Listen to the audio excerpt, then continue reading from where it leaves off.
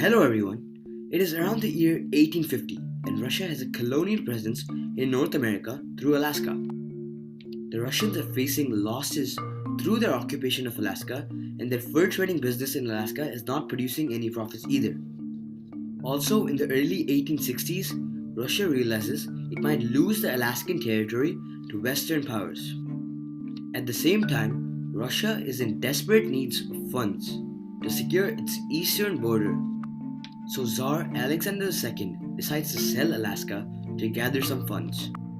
At first, he approached the tiny European country of Liechtenstein. However, he realizes the young United States, being closer to the territory, would offer a better price. So, Russia approaches the US.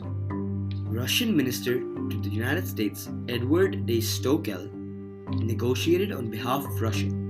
US Secretary of State William H. Seward represented the United States. In 1867, Secretary of State William H. Seward began negotiations with Stockel in Washington, D.C., and the purchase was finalized on March 30, 1867. The acquisition cost the US paid was about $7.2 million, which equates to only about 2 cents per acre.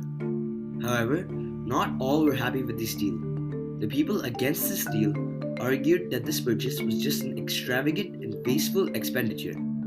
The purchase was met with heaps of skepticism.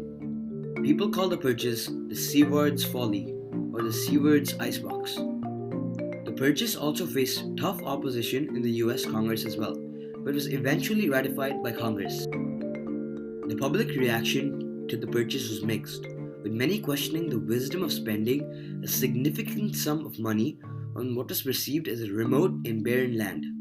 However, Secretary Seward, who drove the purchase forward, knew the long-term significance of Alaska. On October 18, 1867, the formal transfer of authority took place in a ceremony in Sitka, which was the capital of Alaska under Russia.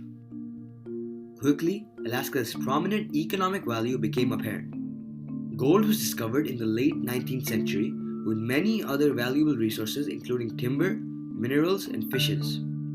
Next, Alaska's strategic location aided the United States during World War II, serving as a key location for military bases and airfields. Today, Alaska brings great value to the United States, serving as the largest state in the Union and making the United States one of the largest countries in the world by land area. On top of this, there exists a profusion of natural resources like oil, gold, and timber. These resources have certainly helped the US economy grow into what it is today. Also, there exists Alaska's strategic location, providing the US great capability in the Arctic Circle. Today, Alaska is also a major tourism hub in the United States. The estimated tourism in Alaska in 2022 alone was around $5.6 billion.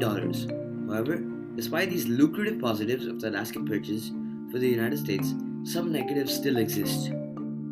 First and foremost being the cultural impact on the indigenous people living in Alaska, like the Aleuts, Northern Eskimos, and the Athabascans.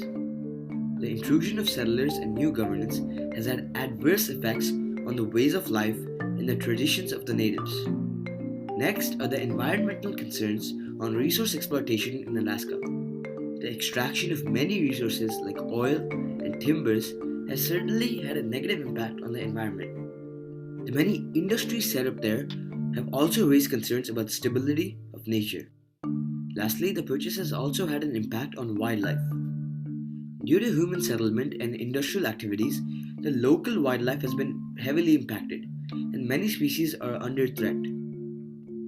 All in all, the Alaskan purchase is now regarded as a clever move for the United States, considering the economic and strategic advantages the territory has provided in the years that has followed. Till this day, Russia greatly regrets this purchase due to the missed opportunity of a strategic location and heaps of natural resources. That's all from this episode on the US purchase of Alaska. Thank you for listening.